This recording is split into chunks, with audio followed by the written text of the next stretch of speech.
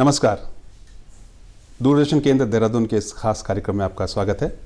चर्चा ये कार्यक्रम है और मार्च के महीने में देहरादून की जो ग्रीष्मकालीन राजधानी है उत्तराखंड की, वहाँ पर जो सत्र का आयोजन किया जा रहा है और इस सत्र के कुशल संचालन की जिम्मेदारी का काम बहुत बड़ा कार्य होता है और जो दायित्व जिस व्यक्ति को सौंपा गया है किसी परिचय के मोहताज नहीं है। आज हमारे साथ स्टूडियो में मौजूद हैं अध्यक्ष उत्तराखंड विधानसभा श्री प्रेमचंद अग्रवाल जी। आपका स्वागत है हमारे पर। बहुत बहुत धन्यवाद। तो सर, ये सत्र जो शुरू हो रहा है गैरसैंण में, किस तरह की तैयारियां चल रही हैं, उसके बारे में कुछ बताएं। देखिए, पहले तो आप ये समझिए कि जो भराड़ीसैंण में हमारा ये विधानसभा सत्र चल रहा है, ये पिछले दिनों 4 मार्च 2020 को माननीय मुख्यमंत्री जी द्वारा भराड़ीसैंण को ग्रीष्मकालीन राजधानी घोषित किया गया था।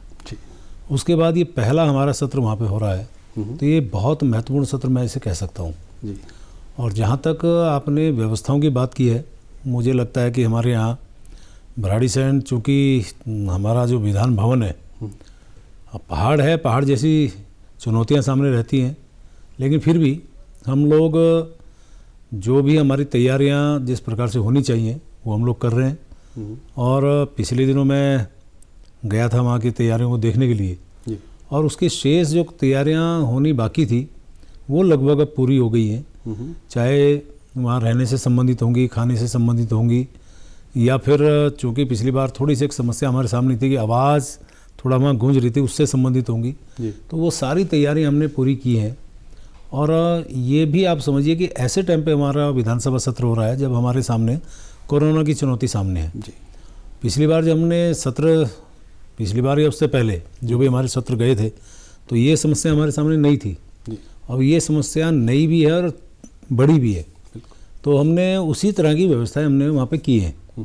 अब आप ये देखिए कि जो हमारा विधानसभा सत्र वहाँ प्रारंभ होगा, तो कल हमने सुरक्षा संबंधी बैठक यहाँ पे ली थी और उसमें हमने तय किया कि जो भी, चाहे माननीय विधायकगण होंगे, मंत्रीगण होंगे, मैं स्वयं या जो भी हमारे अन्य अधिकारीगण होंगे, वहाँ पे काम करने वाले होंगे, या खाना बनाने वाले, या इस प्रकार के जो भी और दूसरे लोग होंगे, उनको RT-PCR चेक करा के ही वहाँ पे अनुमति मिलेगी जाने की जी। तो इसको लेके जहाँ व्यवस्थाएं उस रूप में हम पूरी तरह से कर रहे हैं, वहाँ इस प्रकार की व्यवस्थाओं भी हम लोग करने के लिए अपनी तैयारियों में लगे हैं। और साथ में ये भी हमने कहा है कि जो भी वहाँ पे व्यक्ति आएंगे उनकी थर्मल स्क्रीनिंग भी होगी, सैनिटाइज़र भी आप वहाँ पे आपको सैनिटाइज किया जाएगा, साथ साथ सोशल डिस्टेंसिंग का पालन करेंगे, मास्क ये अति आवश्यक हमने रखा है। जो माननीय विधायकगण या अन्य जो आगंतुक लोग हैं वो यदि नहीं लाएंगे तो उनको हम मुहैया कराएंगे जी। और इस प्रकार का सत्र हमारे यहाँ देहरादून में भी हुआ था, इसी प्रकार की व्यवस्थाएं की थी। सोशल डिस्टेंसिंग का वहाँ पर चूँकि बड़ा एक अच्छा वहाँ पे हमारा मंडप है, तो उसकी उस नाते भी वहाँ पे हमें पर्याप्त स्थान होने के कारण उसकी दिक्कत नहीं है। यानी कुल मिला के हमारी व्यवस्थाएं वहाँ पूरी तरह से चाक चौबंद है। और आज हमारे सचिव विधानसभा को मैंने वहाँ भेजा है पूरी तैयारी में, जो थोड़ी बहुत भी कोई ऐसा लगता है कि अभी आवश्यकता है या कमी है तो उसको पूरा करेंगे। और अध्यक्ष जी, जब सत्र की बात आती है और उत्तराखंड के परिप्रेक्ष्य में अगर हम बात करें, तो अब जब उत्तराखंड सरकार ने ग्रीष्मकालीन राजधानी घोषित किया है गैरसैंण को, तो विधानसभा अध्यक्ष होने के नाते आपकी जिम्मेदारी बढ़ती है कि एक सत्र आप देहरादून में संचालित करते हैं, गैरसैंण में संचालित करते हैं। इन चुनौतियों को किस तरीके से आप देखते हैं? देखिए, ये बात तो ठीक है, चुनौतियाँ रहती हैं, लेकिन मुझे खुशी इस बात की, जो मुझे सहयोग मिलता है मेरे स्टाफ का, मेरे विधानसभा के तमाम अधिकारी कर्मचारियों का, तो कोई ऐसी चुनौती को हम बहुत आसानी से उसे पार कर लेते हैं। और आप देखिए कि अभी ऐसा नहीं है कि पहला हम सत्र वहाँ पे कर रहे हैं, इससे पहले भी मेरे ही कार्यकाल में पहले भी सत्र हुए हैं जी। तो कोई ऐसा हमें कोई दिक्कत नज़र नहीं आती। हाँ, ये जरूर है कि अब ये कोरोना जैसी महामारी के कारण थोड़ी एक नई चुनौती है, लेकिन उसको भी हम लोग, चूँकि हम देहरादून में उस तरह के 2 बार सत्र कर चुके हैं, पहला 23 सितंबर को, फिर उसके बाद हमारे यहाँ दिसंबर को, तो मुझे नहीं लगता अब हमें कोई ऐसी चुनौतियों का सामना करने में कोई दिक्कत आएगी। लेकिन मैं फिर भी कह सकता हूँ कि उसमें चाहे हमारे मीडिया के लोग क्यों ना हो, चाहे हमारे अन्य लोग क्यों ना हो, या हमारे विधायकगण क्यों ना हो, सबका बड़ा सहयोग मिलता है। और अब आप इससे अंदाज लगाइए कि जब पिछली बार हमने देहरादून में एक सत्र किया था जी, और पहली बार, चूंकि आप समझ सकते हैं कोरोना जैसी महामारी, अनेकों लोगों को उन समस्याओं से जूझना पड़ा था। बिल्कुल। पहली बार हमारा सत्र ऐसा गया कि जिसमें न तो दर्शक दीर्घा में दर्शक बैठ पा रहे थे, प्रेस गैलरी में प्रेस के लोग नहीं बैठ पा रहे थे, राज्यपाल दीर्घा में जो हमारे विशेष आमंत्रित लोग होते हैं उनको नहीं बैठा पा रहे थे। यानी इन सारी चीज़ों में यदि मैंने सबसे आग्रह किया तो अब आप देखिए सबने बड़ा अच्छा सहयोग किया जी। तो इसलिए वही स्थिति अभी भी है जी। और मुझे उम्मीद है कि इस प्रकार के चुनौतियों के नाते जो जिस प्रकार का मुझे सहयोग मिलता है, योगदान सबके द्वारा दिया जाता है, तो वो चुनौतियां भी हम पार करेंगे। और मुझे लगता है कि बहुत बढ़िया, बहुत निर्विघ्न हमारा ये विधानसभा सत्र संपन्न होगा। और चूँकि किसी भी सरकार का बजट सत्र बहुत ही महत्वपूर्ण भी होता है जी। और मुझे तो लगता है कि इस बार का बजट सत्र और भी महत्वपूर्ण, जैसे मैंने बताया कि ग्रीष्मकालीन राजधानी के नाते भी है और कोरोना के दौरान भी है, बिल्कुल। तो हमारे लिए और भी विशेष हो जाता है और हर चुनौतियों को हम पार करेंगे और अच्छा हमारा ये कार्यक्रम सत्र के दौरान संपन्न होगा। सत्र की बात को आगे बढ़ाते हैं और आपने इतने लंबे समय से कई सत्रों का कुशल संचालन भी किया है। तकनीक की बात करते हैं, जैसा आपने कहा कि जो दर्शक दीर्घा है वो वहाँ तक सत्र देखती है। अगर हम टेक्नोलॉजी की बात करें तो जैसे कई विधानसभाओं में होता है कि किसी भी सत्र का सजीव प्रसारण लाइव टेलीकास्ट होता है टेक्नोलॉजी के माध्यम से। आप उत्तराखंड के परिप्रेक्ष्य में से किस तरीके से देखते हैं? नहीं, देखिए आज के परिप्रेक्ष्य में तो बहुत आवश्यक है और मुझे ये भी जानकारी है कई विधानसभाएं सजीव प्रसारण भी करती हैं। मेरे सामने भी एक प्रस्ताव आया था, अब मेरे दिमाग में है कि हम इसको कैसे, क्योंकि मेरा जो उत्तराखंड है ये भी आप सब समझते हैं कि बहुत संपन्न प्रदेश नहीं है और छोटे छोटे विषय के लिए भी हमें बड़ी कभी कभी समस्या हमारे सामने आती है। आवश्यकता भी है और इच्छा भी रहती है, जो हमारे सीमाएं हैं उसके कारण कभी कभी दिक्कत आती है। लेकिन मुझे ऐसा लगता है कि हम इस बारे में ज़रूर, जिस प्रकार से पिछली बार भी मेरी चर्चा हुई थी और आखिर कुछ बिंदु जिस प्रकार से हमारे सामने आते हैं उसमें थोड़ा सा समस्या रहती है, लेकिन उम्मीद कर रहे हैं समस्या का निदान होगा। तो निश्चित तौर पर समस्याओं का निदान होगा। कुछ उपलब्धियों की बात करते हैं और सभी हम जानते हैं कि जिस तरीके से आपकी अध्यक्षता में और जिस तरीके से आपने बहुत प्रेम लिया कि पीठासीन अधिकारियों का जो सम्मेलन है पीछे हमने देखा, उसके बारे में कुछ बताएं, किस तरह की चुनौतियाँ थी और बहुत बड़ी उपलब्धि विधानसभा को मिली है इससे? बहुत अच्छा सवाल आपने किया। देखिए हमारे उत्तराखंड को बने 20 साल से ऊपर हो गया और 2019 में हमारा ये कार्यक्रम दिसंबर के दौरान संपन्न हुआ था। तब तो हम ये कह सकते थे कि 19 ही साल हुए थे। बिल्कुल। और उत्तराखंड जैसे छोटे राज्य को ये मौका मिलना, एक अवसर हमारे सामने आया। तो मुझे याद है कि जब मेरे सामने एक विषय आया कि ऐसा पीठासीन अधिकारियों का बड़ा सम्मेलन पूरे राष्ट्रीय स्तर का, वो क्या हम करा सकते हैं जी। जब मेरे सामने आया तो मैंने अपने अधिकारियों को बुला के चर्चा की, तो मुझे लग नहीं रहा था कि हम सब लोग उसके लिए तैयार थे और ऐसा लग रहा था कि शायद हमारे ये अवसर जो हमारे हाथ से निकल जाएगा। लेकिन मेरे मन में था कि यदि ये अवसर हमें मिला है तो क्यों ना इसका हम पूरा लाभ उठाएं। और उसके बाद दोबारा तिबारे फिर मेरा अधिकारियों के साथ बैठना और बैठने के बाद मैंने हिम्मत की, मैंने कहा कि इस कार्यक्रम को हम करेंगे। बिल्कुल। और उसके बाद मेरे द्वारा जब प्रस्ताव, यानी मेरी विधानसभा के द्वारा प्रस्ताव लोकसभा को भेजा गया और उन्होंने भी यही बात कही कि आप उत्तराखंड में कर सकते हैं क्या, क्योंकि हमारी जो क्षमताएं हैं, हमारी जो अन्य संसाधन है बहुत सीमित है। और उत्तराखंड, मैं समझता हूँ कि ठीक है, हमारे लिए तो बहुत हम खुश नसीब हैं कि हम उत्तराखंड जैसे राज्य में हैं, उत्तराखंड वासी हैं, उत्तराखंडी हम लोग हैं। लेकिन जिस प्रकार के संसाधन हमारे सामने, जिस प्रकार की हमारे सामने चुनौती आती हैं, उस नाते मुझे लगता था कि पता नहीं हम कर पाएंगे कि नहीं कर पाएंगे जी। उनको प्रस्ताव भेजा, उन्होंने भी वही सवाल दोबारा फिर किया, नहीं, मैंने कहा हम करेंगे। अब आप देखिए, उन्होंने हामी भरी और हम तैयार हुए। और आप ये देखिए कि पूरे देश भर के सभी माननीय speakers, deputy speakers, Vidhan Parishad के सभापति, उपसभापति और उससे ऊपर की बात करें तो हमारे लोकसभा अध्यक्ष, उपाध्यक्ष लोकसभा, सभापति राज्यसभा, हालांकि वो नहीं आए, उपसभापति राज्यसभा, और इस प्रकार सचिव, सभी हमारे विधानसभा और विधान परिषद के, ऐसी लगभग 400-500 की संख्या को हमें मैनेज करना, उनका खाना करना, उनका रहना, उनके साथ सारे इंटरेक्शन करना, पूरा व्यवस्था करना। कैसे उनका आना, कैसे उनका पूरा व्यवस्था करना, एक बहुत बड़ी चुनौती हमारे सामने थी। लेकिन आप को जान के खुशी होगी कि अब वो कार्यक्रम हम संपन्न कर चुके हैं। मैं उस टाइम की बात करूं तो मैं कह सकता हूं कि चुनौतियां सामने थी, लेकिन फिर मैं कहूँगा कि मेरे जो अधिकारीगण थे, मेरे कर्मचारीगण थे, मेरा यहाँ का स्थानीय प्रशासन था, मेरी सरकार, इन सबका मैं धन्यवाद कर रहा हूँ कि सबके सहयोग से इतना सुंदर हमारा कार्यक्रम वो संपन्न हुआ कि मैं आपको उसके बारे में थोड़ी 2-3 बातें जरूर बताना चाहूँगा, क्योंकि उत्तराखंड के परिप्रेक्ष्य में ये विषय है। उत्तराखंड में ये पहली बार इस प्रकार का 19-20 सालों में ये कार्यक्रम संपन्न हुआ। आज से पहले कभी न तो कभी शायद सोचा गया होगा या हमें अवसर मिला होगा। लेकिन जब हम लोगों ने मीटिंग की और आप ये देखिए कि अधिकारियों और कर्मचारियों के साथ में बैठता था, उनसे मैं एक ही बात कहता, भाई ये कार्यक्रम ठीक होना चाहिए, कोई दिक्कत नहीं आनी चाहिए, अरे होगा, ये चिंता ना करिए। और अंदर में मेरे मन में ये आता है, पता नहीं कैसा होगा, कहीं कोई गड़बड़ ना हो जाए, कोई काम में कोई कमी ना रह जाए। उनके सामने मैं हंस के बात करता था, अंदर से मेरे मन में ये होता था, पता नहीं हम कर पाएंगे कि नहीं कर पाएंगे। बहुत बड़ा कार्यक्रम है, छोटा सा हमारा राज्य है, हमारे द्वारा की गई जो हमारा आतिथ्य है, जो हमारा स्वागत का तरीका है, उनको बिठाने का, रहने का, सारे तरीकों को मेरे दिमाग में थोड़ी सी चिंता थी। लेकिन मैं आपको बताना चाह रहा हूँ, जिस समय हमने सारे व्यवस्थाओं का हमने चाक चौबंद कर दिया, तो चूंकि मैं एक संघ का स्वयंसेवक रहा हूँ, राष्ट्रीय स्वयंसेवक संघ के स्वयंसेवक के नाते अनेकों व्यवस्थाएं हमने की हैं, तो हमने हर व्यवस्था को एक प्रमुख के रूप में हमने उसको बांट दिया।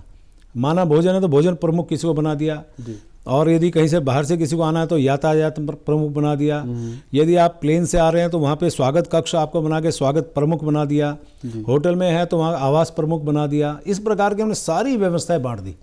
अब आप देखिए, जब हमारे जो भी अतिथिगण आ रहे थे, उनको यदि प्लेन से यानी एयरपोर्ट पे आ रहे हैं, वहाँ उनको उसी प्रकार से हम रिसीव कर रहे हैं, उसी प्रकार से उनको गाड़ी की और सब व्यवस्थाएं वो पूरी हमने तैयारियां जिस प्रकार से की, और उनको वहाँ स्वागत करके फिर उनको होटल तक लाना, आवास उनका जहाँ पे वहाँ तक लाना, वहाँ पे उनका स्वागत करना, फिर वहाँ उनको ठहराना, और उसके बाद जब सारी व्यवस्थाएं हमारी हो गई, जब कार्यक्रम हमारा शुरू होने लगा, तो आपको जान के खुशी होगी कि अब की बार हमने उनको फूल गुलदस्ते से उनका स्वागत नहीं किया। अच्छा। हमने उनको जो हमारा उत्तराखंडी जो हमारी चीज़ें हैं उसका भी एक प्रसार हो, और वो कभी उपयोग में भी आए, और कोई चीज़ ऐसी ना हो कि जिससे कभी कभी ये लगता है कि वो अनुपयोगी चीज़ हम दे रहे हैं। हमने गुलदस्ता दिया, कुछ टाइम तक रहेगा, उसके बाद उसकी उपयोगिता मेरे हिसाब से समाप्त हो जाती है। लेकिन हमने उनका स्वागत मफलर पहना के किया, वो मफलर कि जो हमेशा उसका इस्तेमाल कर सकते हैं स्वागत के लिए, जो हमारे उत्तराखंड से बना हुआ उत्पाद से उसका स्वागत किया। और उसके बाद जब वो अंदर कार्यक्रम में पहुंचते हैं, फिर जिस प्रकार से हमारी उत्तराखंड की जो पद्धति है कि हमारी बहनें, हमारा मातृशक्ति, उनको अपने उत्तराखंडी परिवेश में परिधान में खड़ी होके उनका तिलक लगा के, और आरती का जैसे हमारा स्वरूप होता है, चंदन तिलक और जो भी अक्षत वगैरह लगा के उनका स्वागत करते हैं। और फिर हमारे यहाँ गढ़वाल के और कुमायूं का जो नृत्य होता है, कुमायूं का जो छोलिया नृत्य है, गढ़वाल के हमारा दूसरा नृत्य, उससे उनका स्वागत किया। अब आप देखिए कितने खुश वो लोग हुए कि अंत तक उन्होंने उसकी प्रशंसा की। और फिर जो कार्यक्रम में बैठते हैं, अंदर का जो हमने स्वरूप बनाया वो ठीक वैसा बनाया जैसे हमारी विधानसभा थी। क्या बात। मतलब उसका जो अंदर का जो डेकोरेशन हमने की जैसे हम विधानसभा में बैठे हैं, अध्यक्ष ऊपर बैठे हैं, बाकी सदस्य इस प्रकार से बैठे हैं, नीचे हमारे अधिकारीगण, जो हमारे यहाँ सिस्टम होता है, जो हमारे यहाँ जिस प्रकार से हमारी अंदर के इंटीरियर डिजाइनिंग होती है, उस प्रकार का हमने किया। और उसके बाद हमारे यहाँ पे जो भी हमारे भोजन की बात करूँ, हर भोजन में हमने उत्तराखंडी जो हमारे उत्पाद हैं उनको हमने स्वाद चखाया। पूरी परंपरा निभाई। हमें चाहे गैत की बात हो, चाहे कापली की बात हो, चाहे झंगोरे की खीर की बात हो, चाहे तोर की बात हो, चाहे हमारे और दूसरे जो उत्पाद हैं, उनको सबको हमने वहाँ पे उनका स्वाद, यानी कि आप देखिए हमारे यहाँ किस प्रकार के, क्योंकि हमारे यहाँ जो भी व्यंजन है वो मेडिकेटेड हैं। कोई उसमें खाली ये नहीं कि हम उसको एक दाल के रूप में इस्तेमाल करें। अब मैं गैत की बात करूँ तो गैत खाने में स्वादिष्ट तो है ही, लेकिन उसमें आपको जो मान लिया पथरी की समस्या है या कुछ इस प्रकार के, उसका आपको गुणकारी औषधि गुण है, मेडिकेटेड है। और उसी प्रकार से हर दिन हमने उनके शाम को, और एक जो हमारे यहाँ, चूँकि उत्तराखंड की संस्कृति पूरे देश भर में सबसे ऊंची संस्कृति मैं मानता हूँ, और हर दिन हमने उनका जो अपनी संस्कृति से परिचय कराया, यानी कि हमने गढ़वाली, कुमायूनी, जौनसारी और गोरखाली, इन सब का उनको दीदार कराया।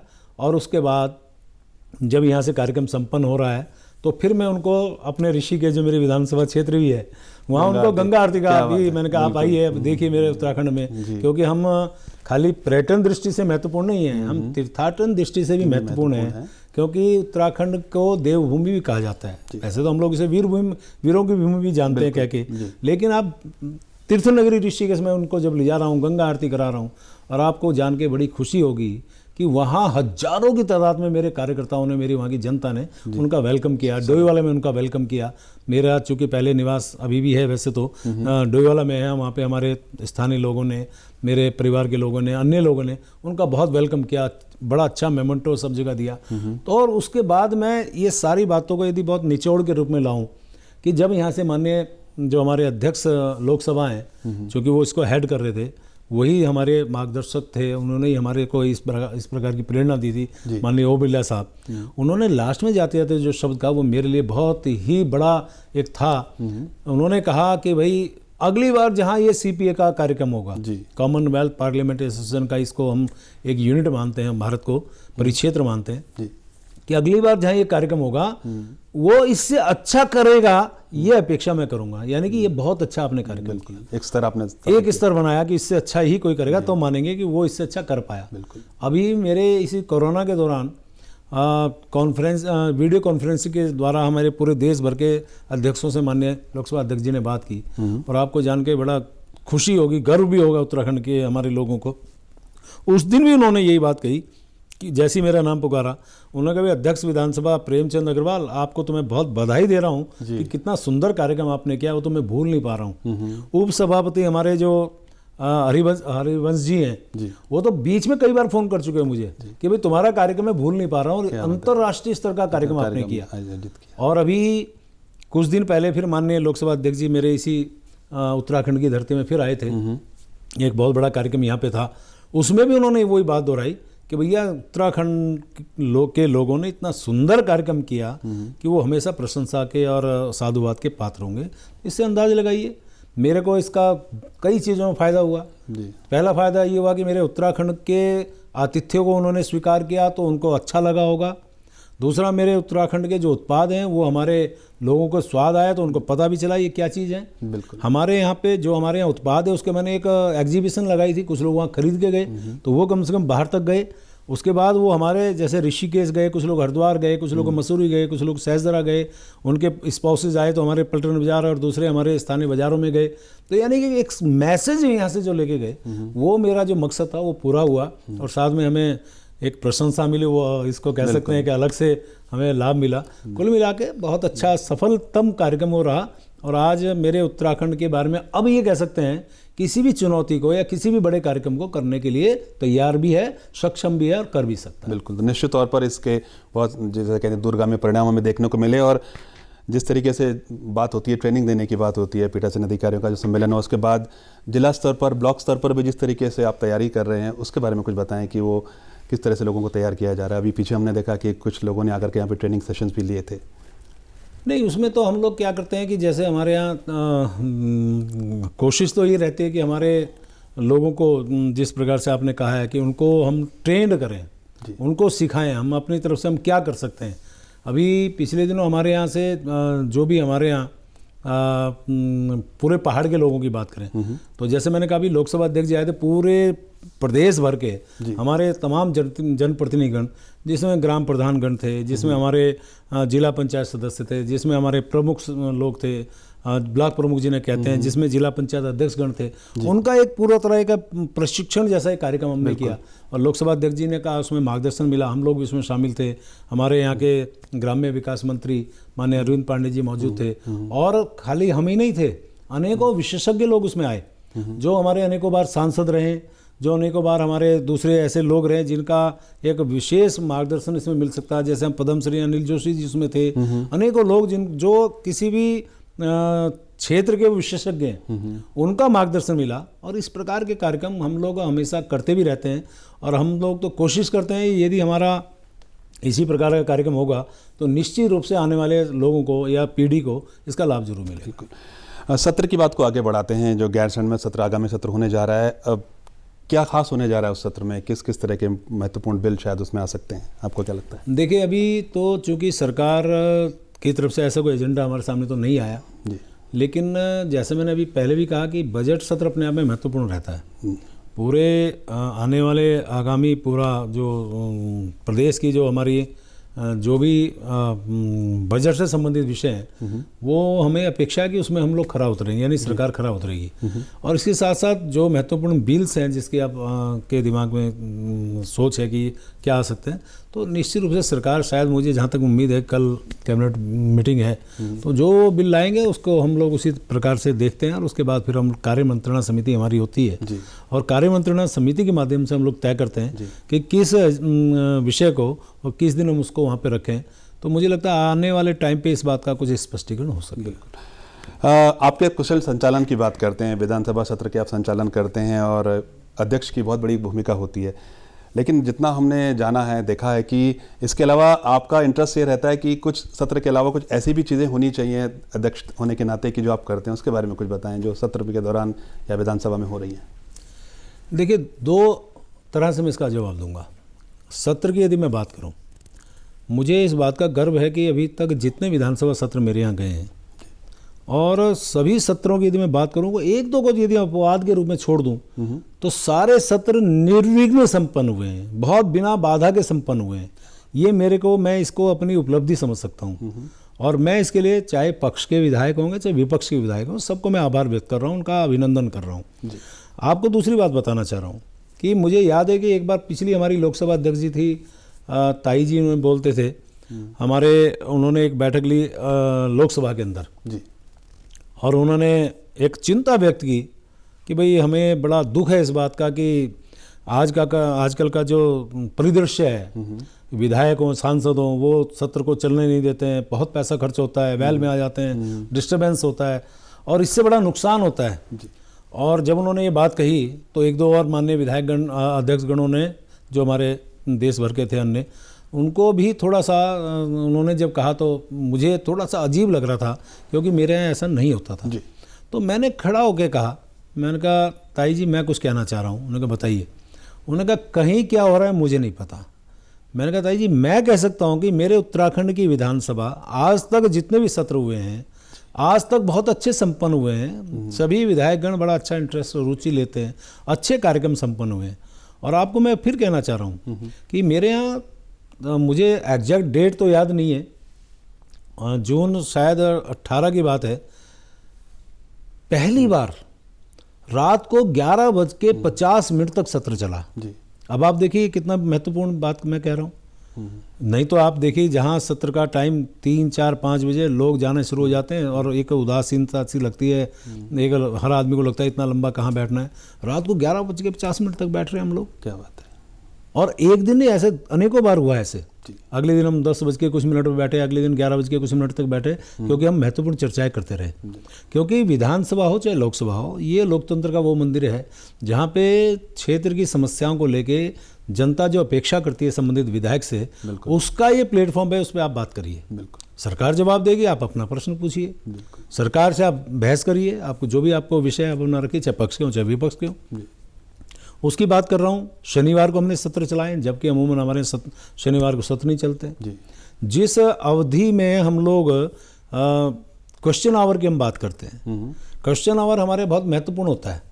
अब आप देखिए कि जो क्वेश्चन आवर 11 से प्रारंभ होता है 12:20 तक जी, और किसी भी सदन का ये बहुत ही महत्वपूर्ण एक पार्ट होता है निश्चित तौर पर। और आप देखिए कि उसमें अमूमन क्या होता है, हमारे 20 तारांकित प्रश्न पूछे जाते हैं और उसमें आप जो है उस 1 घंटा 20 मिनट की अवधि में कभी कभी तो 2, 3, 4 सवाल से ज़्यादा बढ़ ही नहीं पाते हैं।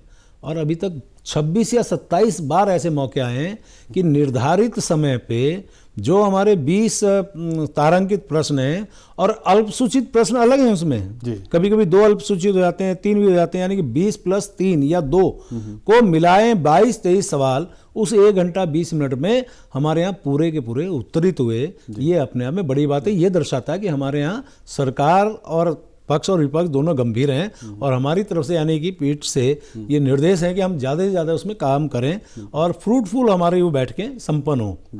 ये बात मैं कहना चाह रहा हूँ। जहाँ तक आपने कहा कि हमारे यहाँ सदन में इसके अलावा भी कुछ हम लोग करते हैं, मुझे खुशी है ऐसी बात की, अनेकों ऐसे हमने यहाँ पे काम किए हैं जिसको लगता है मुझे भी कि अब तो कह सकते हैं कि अब 4 साल होने को आ रहे हैं, 1 साल बाद यदि कोई इसकी चर्चा करेगा तो निश्चित रूप से उस बात को भी कहीं ना कहीं उसको संकेत करेगा। जब मैं पहली बार अंदर आया, यानी कि मैं अध्यक्ष विधानसभा बना, कभी आपको मौका मिला हो तो कभी जानकारी भी होगी, नहीं तो आप आइए।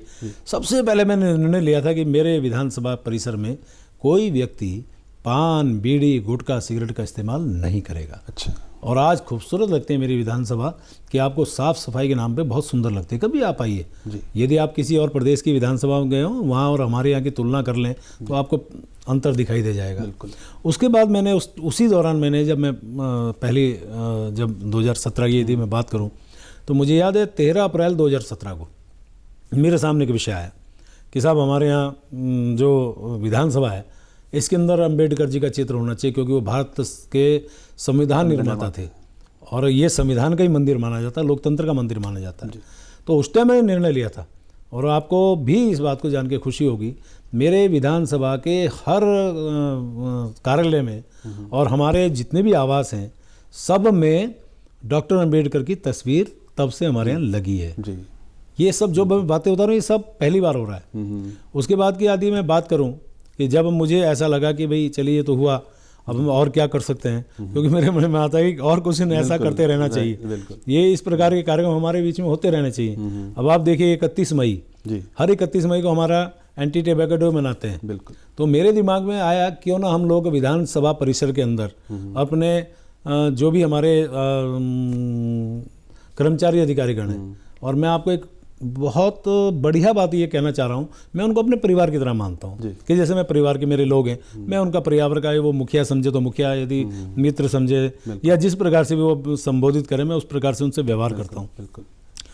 एंटी टैबेको डे वो हम लोग मनाते रहे और तब से मना रहा हूँ, आज तक लगातार चल रहा है।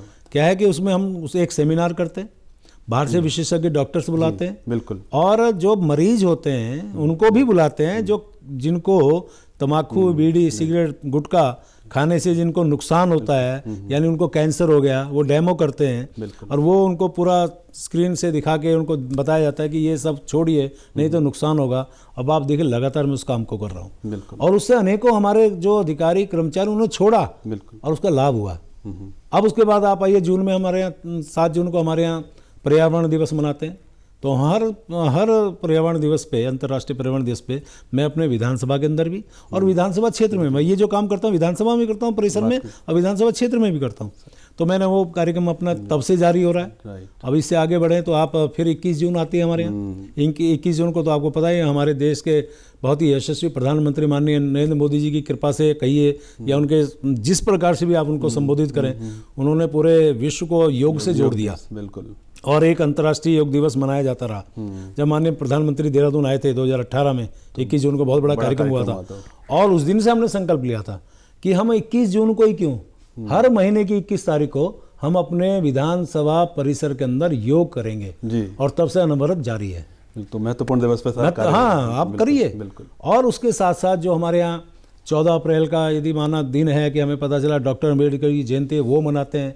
6 दिसंबर को उनका महापरिनिर्वाण दिवस है तो वो मनाते हैं। इस प्रकार की कोई और ऐसे वो है तो वो करते हैं। अभी आप देखिए कि मेरे यहाँ पे आपको यदि आप कभी आए हो तो आप बाहर जो हमारा जो दीवार है, तो मुझे याद है कि एक बार कार्यक्रम था हमारे कलाकारों का, जो प्रतिभावान कलाकार है हमारे, उन्होंने मुझे बुलाया और वहाँ मैंने घोषणा की थी। मैंने कहा मेरी उत्तराखंड की विधानसभा उत्तराखंड की विधानसभा नहीं दिखनी चाहिए, ये उत्तराखंडी विधानसभा दिखनी चाहिए। अब उनको लगा ये क्या चीज़ बोल रहे हैं, कुछ समझ में नहीं आया। मैंने कहा मैं आपको बताऊंगा। अब आप देखिए, जब मैंने यहाँ पे अपने यहाँ दीवार पे नंदा देवी राजजात यात्रा का पूरा चित्रण किया है। अब ये आप जानते हैं तो हमारी एशिया की सबसे बड़ी ये यात्रा मानी जाती है और सांस्कृतिक धरोहर भी हमारी है और गढ़वाल कुमायूं सबको जोड़ती है और माँ का तो मतलब माँ ही हुआ।